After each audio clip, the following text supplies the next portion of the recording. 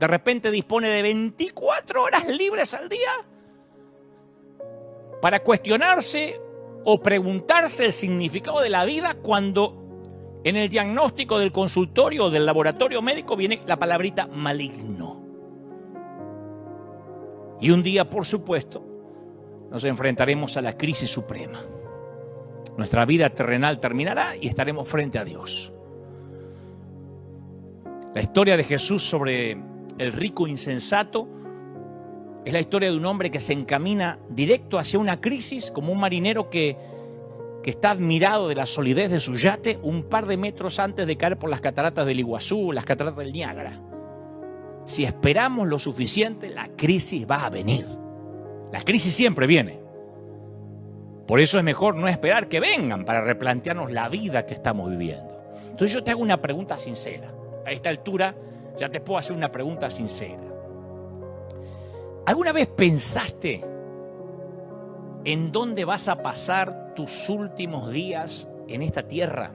¿En qué lugar físico? Porque nadie sabe ni cómo va a morir, ni en dónde, pero si vamos a la estadística, lo más probable es que sea en la cama de un hospital. Así que es posible que tus horas finales las pases rodeado de aparatos, en una cama de hierro, conectado a un respirador. Y yo he estado varias veces en la línea de llegada de mucha gente. La llegada del final de la vida, ¿no? Y el patrón apenas varía. Así que primero voy a contarte lo que nunca pasa en esos momentos. Te voy a contar lo que nunca, bajo ningún concepto sucede. Nunca yo he escuchado a alguien decir: Dante, ¿me podrías traer el diploma de la universidad? Yo quisiera morir abrazado a mi diploma, ¿viste? Porque fui muy feliz con el doctorado. Y quiero morir sabiendo que soy doctor. Nadie me dijo nunca: ¿me podrías traer algo de mi dinero del banco en efectivo? Te doy la tarjeta y sacame todo lo que puedas. Quiero sentir el efectivo junto a mi pecho así, mientras exhalo el último suspiro sabiendo que morí rico. Nunca. Nadie me dijo: ¿me traerías mi Tesla, mi BM, mi Mercedes? Porque quisiera que le pongas algo de cera, me lo estacionás frente así la ventana, ¿viste? Del hospital, porque pasé tantos lindos momentos en ese auto que quiero que sea lo último que vea antes de morir. Nadie me dijo: ¿me traerías el último estado financiero de mi banco? Pedí con qué saldo me estoy muriendo. Quiero leerlo, quiero estar tranquilo antes de partir. ¿Entrarías a mi Instagram y me decís cuántos likes tiene la fotito que me saqué hace unos meses comiéndome un helado? No. Definitivamente esas no son las conversaciones que tienen lugar al final de la vida. ¿Vos querés saber de qué habla la gente? Y no importa si son evangélicos, católicos, musulmanes, judíos, protestantes, fundamentalistas, conservadores, testigos de Jehová. Toda la gente que está en la última estación de la vida únicamente hablan de dos cosas. Quieren saber dos cosas: si están bien o mal con sus familias, con sus hijos especialmente, y luego si están listos para encontrarse con Dios. Nadie muere ateo bajo fuego. Casi nadie dice: ¿qué me importa que me coman los gusanos? Aún el más ateo te dice: ¿harías una oración? ¿Rezarías por mí por las dudas? Como que no saben qué hay del otro lado del sol. Pero todos quieren saber si están bien con su familia, con sus hijos, y después si están bien con Dios.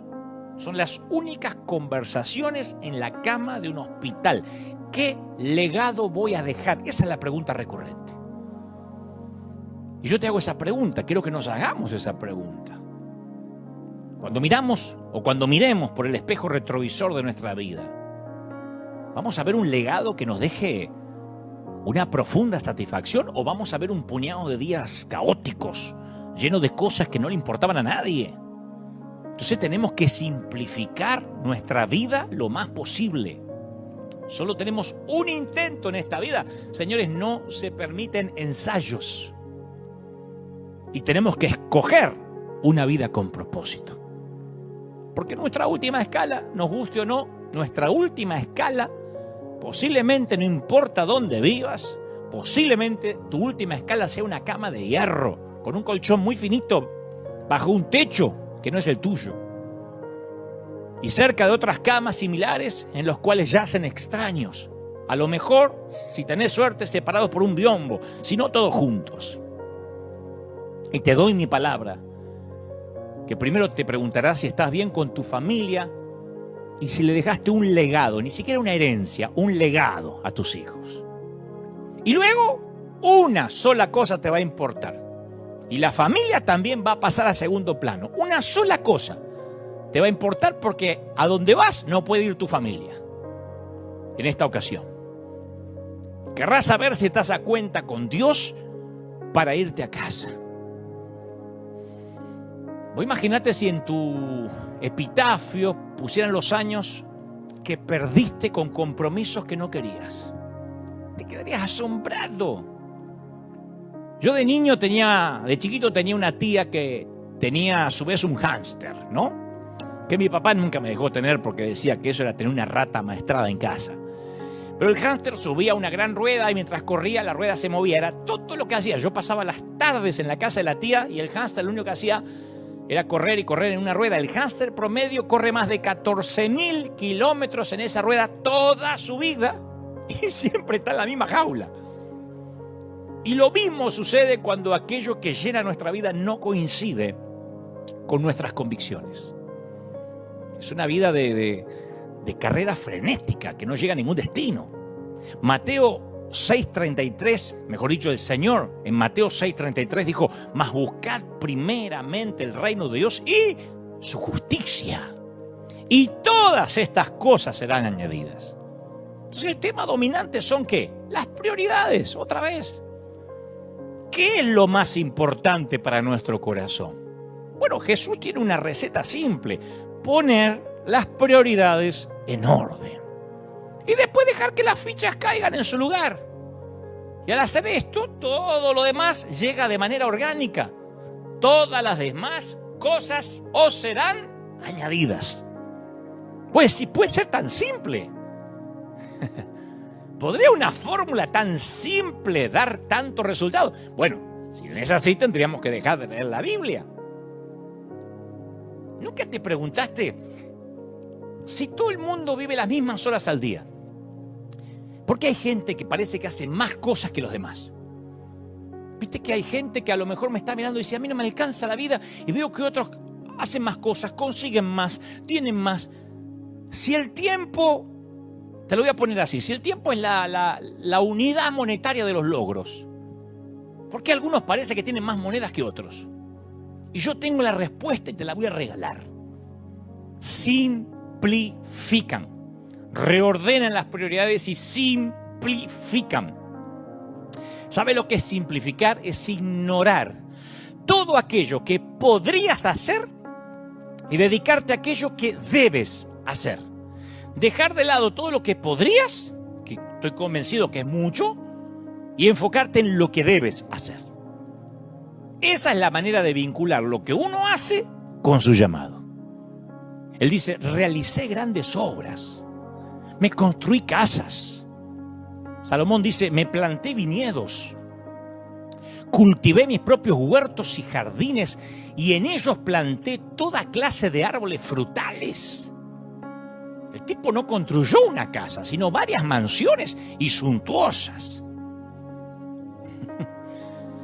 Cada vez que me toca estar al lado de la cama de alguien que está por tomar su último tren, si es que tiene la providencia de estar consciente, yo suelo preguntarle cuáles son sus remordimientos. Pero no lo hago para mortificarlo, sino para aprender. Y la mayoría coincide y dicen algo como: estuve tan ocupado intentando mejorar el estándar de vida de mi familia que antes que me diera cuenta, mis hijos crecieron, se fueron, se emanciparon y nunca llegué a conocerlos. Y ahora están demasiado ocupados para mí. Y pasa que algunos acontecimientos se presentan a veces acompañados con una alarma, con un sentido de urgencia, un mensaje de texto que hay que responderlo ahora, un nivel de colesterol que está muy alto y hay que bajarlo ya. Pero el llamado a amar casi nunca viene acompañado de urgencia. Siempre decimos que podemos procrastinar, dejarlo para después. Y a lo mejor te perdiste la oportunidad de sentarte en el piso con tu hijo para jugar a la lucha, mirar una película infantil o escuchar cómo le fue hoy en la escuela. Y vos decís, bueno, pero ya habrá tiempo para eso cuando todo se calme, ahora estoy tapado de deudas. Y a lo mejor ya pasó mucho tiempo desde que tuviste una conversación profunda con un muy buen amigo, de esos que podés ser vos sin fingir. Esos que podés abrirle el corazón. Y vos decís, sí, ahora que lo mencionás lo tengo que hacer un día de esto. En un día de esto nos tenemos que juntar a comer. Lo que pasa es que ahora estoy muy ocupado. ¿Le alimentaría el corazón a tus viejos padres? O a uno de los dos, si está vivo, que te tomaras el tiempo de expresarle el amor que le tenés? Sí, lo tengo que hacer. Tengo un día de esto, tengo que ver a la vieja o ver al viejo, pero lo que pasa es que mi vida está muy llena ahora. Y así la vida se va pasando. Los hijos se van, los buenos amigos se cansan y desaparecen, y los viejos se nos mueren. ¿Vos creés que se recuperan cosas? ¿Vos crees que se recuperan momentos, que se pueden rebobinar los momentos como contarle un cuento a tu nene de 5 años antes de acostarlo? ¿Vos crees que es igual una fiesta de cumpleaños de 6 años cuando tiene amigos imaginarios que el cumpleaños de tu hijo a los 17, que es igual? ¿De verdad pensás que es lo mismo ir a ver jugar a tu hijo chiquito que irlo a verlo jugar de adulto? ¿Vos creés que podés pactar con Dios para que el tiempo se detenga para vos y para que todo lo importante se quede congelado hasta que estés listo para jugar con tus hijos? No va a pasar. No se puede pausar el tiempo, no se puede congelar. Necesitas tener una frecuencia de vuelo. Necesitas estar enfocado. Y dice Salomón, no le agregué a mis ojos ningún deseo, ni a mi corazón le privé ¿cómo es que dice? Le privé de placer alguno, sino que disfruté todos mis afanes. Y solo supe que eran vanidad, afanes. Consideré todas las obras y el trabajo de mis manos y todo era absurdo. Vanidad, correr tras el viento, ningún provecho saqué de esta vida, lo dijo el hombre más sabio. Y querida, Salomón jugó según las reglas. Y el final de su experimento hedonista fue un fracaso. Y en mi opinión, mi humilde opinión, yo creo que la Biblia registra esta odisea, insisto, hedonista de Salomón para evitar malgastar nuestras vidas como él lo hizo. Por eso Salomón escribe sabiamente en Eclesiastés 12 estas profundas palabras con una lucidez increíble y también con cierta pizca de ironía. Salomón dice, acuérdate de tu Creador en los días de tu juventud. ¿Te acordás? Antes que lleguen los días, ¿qué? Malos. Y vengan los años en que digas, no encuentro en ellos contentamiento o placer alguno. Él nos anima a servir a nuestro Creador antes de envejecer. Y después describe, porque es increíble el libro de Eclesiastés, cómo Salomón describe toda la vejez. Él dice, un día, él usa metáforas muy superiores a lo que hubiese escrito Gabriel García Márquez, Paulo Coelho, Julio Cortázar, Jorge Luis Borges. Él usa Unamuno, él usa unas metáforas que son muy poéticas, pero que a la vez son muy fácil de dislucidar de qué está hablando. Dice, un día temblarán los guardianes de la casa. Él está describiendo literalmente a los ancianos que tiemblan cuando caminan. Dice, y se encorvarán los hombres de la batalla. Cuando las espaldas se encorvan y así caminamos sin darnos cuenta y bajamos los hombros. Sigue agregando la decrepitud de la vejez. Dice, se detendrán las molenderas por ser tan pocas. Las molenderas. En Argentina le decimos el comedor. Está describiendo aquí las molenderas. Dice, se van a detener porque son poquitas. Aquí describe la pérdida de los dientes a medida que pasan los años. O sea que va a llegar tu momento en que tu esposa va a decir, me voy a lavar los dientes, viejo, y vos le vas a decir, ya que va, lavame los míos. Y agrega Salomón, y se apagarán los que miran a través de las ventanas. Que esos son los ojos de los ancianos, ¿viste? Para ahí vamos todos. Que se empiezan a apagar con cataratas, con astigmatismo, con presbicia u otras enfermedades que vienen con la vejez. Luego dice, se irán cerrando las puertas de la calle, irá disminuyendo el ruido del molino. Ahí empieza a hablar Salomón de la pérdida de la audición. Las aves elevarán su canto, dice el sabio, pero apagados se oirán sus trinos. Fíjate vos qué poesía para decir te estás quedando sordo. Viste que los ancianos se levantan temprano, y mi papá decía el cohete pero temprano, porque duermen poco. Pero el sentido del oído empieza a disminuir. Y finalmente hay una perla escondida ahí en la sabiduría salomónica, una perla que pocos ven. Pero quienes leemos finito y con ojos nuevos descubrimos con estupor. Dice, y no servirá de nada la alcaparra. Claro, lo que viene hablando Salomón, ¿qué tiene que ver la alcaparra? ¿Por qué Salomón está hablando de un alimento? ¿Por qué está hablando de un vegetal? Si viene hablando de tantas cosas que tienen que ver con la vejez. Claro, la alcaparra se utilizaba como afrodisíaco. Era el Viagra de la época. En otras palabras, no esperes envejecer para enfocar la vida. Comienza a servirlo mucho antes de que tu salud mejore o que tengas poca energía. Dale a Dios todo en la flor de la vida, no al final de ella. Dale tu cenit, no las obras. Porque si vas a enfocarte cuando las alcaparras pierdan la efectividad, es porque va demasiado lento. Si te vas a pensar en qué vas a hacer con tu vida cuando las alcaparras no produzcan ningún efecto, estás en el horno. Y por cierto, Salomón termina su experimento con una conclusión sin pelos en la lengua, como era de esperarse. Él dice, al cerrar la tesis, ¿no? El fin de este asunto es que ya se ha escuchado todo. Así que teme a Dios y cumple sus mandamientos, porque eso es todo y lo único para el hombre. Y de eso se trata la vida. Eso es lo único que llena el vacío de nuestro alma. Tenemos que hacer lo que tengamos que hacer para simplificar lo más posible nuestra vida, aprovechar el hoy, que es lo único que tenemos. Dios sabía que su creación necesitaba nuevos comienzos, entonces al conocer nuestras necesidades, dividió nuestro tiempo de vida en segmentos de tiempo de 24 horas. Oportunidades para comenzar de nuevo todos los días, de volver a empezar. Lamentaciones 3:22 dice, nos recuerda sobre el nuevo comienzo. Dice, cada mañana se renuevan sus bondades. Grande su fidelidad. Su fidelidad es grande cada mañana. Entonces, si pudiéramos vivir toda nuestra vida de nuevo, ¿qué haríamos diferente? Yo lo pienso periódicamente.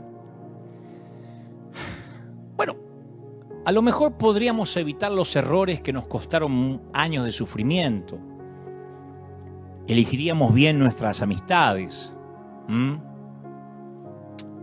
Podríamos esquivar los baches que nos encontraron desprevenidos. ¿Cuántos de nosotros diríamos, realmente me vendría bien una nueva oportunidad en la vida? Bueno, cada nuevo día Dios te da una nueva oportunidad. El Señor te dice, te doy gracia todos los días. Comencemos de nuevo. Esa es la razón por la que Dios nos da vida en incrementos de 24 horas. Como dijo David en el Salmo 30, si por la noche hay llanto, por la mañana habrá gritos de alegría. Entonces acaba el día y dalo por terminado. Hoy mismo andate, hoy domingo, a la cama diciendo, ya está, hice todo lo que pude. Y sin duda habrá, habido errores absurdos. Olvidalo lo antes posible. Mañana es un nuevo día, empezalo bien, con serenidad, con tanto ánimo que no lo empañen las nimiedades del ayer. Hay una historia que una vez le conté aquí a la congregación y que a mí me gusta recordar y contar varias veces. Y creo que es una de las que voy a contar hasta cuando sea viejo. Cuando sea más viejo. Un hombre y su familia explotaban una pequeña granja, ¿no? Bueno, y viene alguien y compra un galón de leche, otros huevos, otros maíz, y así se van consumiendo los clientes lo que ese día había en la granja. Y al final, promediando la tarde, llega una señora y le dice al granjero, ¿me da huevos? Y el granjero dice, no tengo más. Vuelva mañana que tendré más. Porque así sucede en una granja. Las gallinas solo pueden poner cierta cantidad de huevos por día, no las trae un camión. Las vacas solo tienen cierta cantidad de leche por día. Mañana hay más. El granjero suele decir, no puedo poner más huevos hoy. Frase que deberíamos poner en un cuadrito. Ya di todos los huevos que puedo poner en un día. Ya está, no puedo poner más huevos de los que puse hoy. Eso diría la gallina. Tengo cierta cantidad de tiempo por día y quiero hacer lo que pueda enfocado en mi llamado. Entonces, cuando se acaba el día, tenemos que aprender a decir, vuelva mañana y tendré más. Mañana tendré nuevas energías. Y también puedes decir, mañana tendré lo que tenga que tener. Así que no os afanéis por el día de mañana, porque el día de mañana traerá su afán. Ya mañana viene con sus problemas. Basta cada día con su propio mal. Y querido, esta es la munición más importante de todas. Porque yo te aseguro que no te hundirás nunca bajo las cargas de las crisis del hoy, porque Dios no permite más carga de la que puedas soportar. Pero si a las crisis de hoy le agregás las de mañana, va a vencer tu límite y te va a quebrar. ¿Alguna vez intentaste llevar muchas cantidades de bolsas de mercadería al mismo tiempo, viniendo del mercado, de donde sea? Después de tener que limpiar la leche de la vereda, habrás aprendido de hacer 2 viajes en vez de 1. Y Jesús nos dice que llevemos la bolsa de hoy y hagamos un nuevo viaje mañana. Pero vivir en el tiempo presente es un arte. No cualquiera vive en el presente, ¿eh? Yo desde hace, estoy sacando las cuentas ahora, desde hace 4 o 5 años empecé a vivir el presente. Los días pasan con lentitud, pero los años pasan velozmente. Y la vida no tiene un botón de rebobinado. No lo tiene. No se puede volver atrás. Mira, yo sé muy poco de estos ejemplos, pero los pocos que sé, digo ejemplos de remordimiento, de vidas no aprovechadas, trato de grabármelas en la memoria porque no quisiera que me pase. Y de todas las historias hay una que es muy dramática, que es la vida del gran ensayista e historiador escocés Thomas Carlyle, o Carlyle, no sé cómo se dirá. Siempre tengo problemas con los apellidos y menos con estos que son difíciles. Pero es un autor que yo he leído, escribía con elocuencia, ¿no?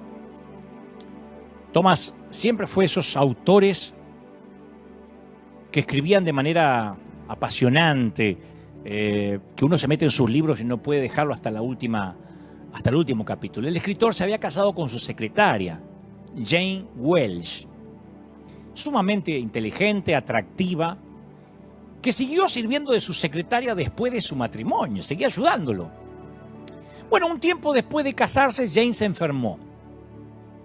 Y Thomas era profundamente dedicado a su trabajo. Y al parecer no se dio mucha cuenta de la mala salud de su esposa, la mujer de su vida. Estaba absorto en lo que hacía y permitió que ella siguiera ayudándolo, trabajando. Pero la dama tenía cáncer. Con el tiempo, la metástasis avanzó y quedó postrada en la cama. Y aunque Thomas la amaba de verdad, se dio cuenta de que no tenía mucho tiempo para dedicarle a ella, ni podía prestarle mucha atención. Le puso sí una enfermera, pero él seguía trabajando. Y después de algunos años, Jane falleció. El día de su funeral fue lluvioso, cargaron su cuerpo en la lluvia y el barro hasta el cementerio de la iglesia, hasta el panteón a fin de enterrarla. Y Thomas volvió a una casa que de repente le resultaba terriblemente vacía. Subió las escaleras hasta el cuarto de Jane y se sentó en la silla junto a su cama, la silla para la cual había tenido muy poco tiempo. Y se dio cuenta que el diario de ella estaba apoyado en la mesita de luz junto a la cama. Lo levantó y comenzó a leer. Y en toda una página entera ella había escrito un solo renglón. Ayer Thomas pasó una hora conmigo y fue como tocar el cielo. Lo amo tanto. Y por algún motivo había estado demasiado ciego para ver una realidad que ahora se revelaba con una claridad, insisto, aplastante. Había estado demasiado ocupado para darse cuenta de cuánto significaba él para Jane. Entonces pensó en todas las veces que había estado absorto por su trabajo y sencillamente no la notó a ella. No vio su sufrimiento, no percibió su amor. Tomás dio vuelta a la página del diario de Jane y leyó las palabras que le destrozarían el corazón y que no iba a olvidar nunca. Decía: hoy estuve atenta todo el día desde mi cama a escuchar el ruido de la puerta de casa. Pero ya es muy tarde y supongo que hoy Thomas otra vez no vendrá a cenar. Leyó un poquito más y luego lo apoyó nuevamente en la mesa y salió corriendo de la casa. Unos amigos encontraron a Thomas de vuelta en el cementerio, en el panteón de la iglesia, arrodillado en la tierra junto a su tumba, bajo la lluvia, cubierto de lodo. Tenía los ojos rojos de llanto, lágrimas que surcaban su rostro, y decía una y otra vez: si solo hubiese sabido, gemía. Después de la muerte de Jane, Thomas hizo poco esfuerzo por volver a escribir. El historiador vivió unos 15 años más, pero manifestó que vivió cansado, aburrido y parcialmente recluido. Terminó con una frase. No volvió a escribir ningún libro más. Pero sobre un papel de notas que tenía en su escritorio puso una frase que luego hizo popular Julio Iglesias. Esta frase fue escrita mucho antes que el cantor español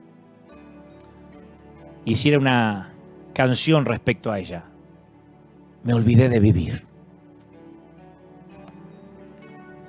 Así que, mi querido, para no dar más vuelta al asunto, recuerda que no todos los que han muerto realmente han estado vivos.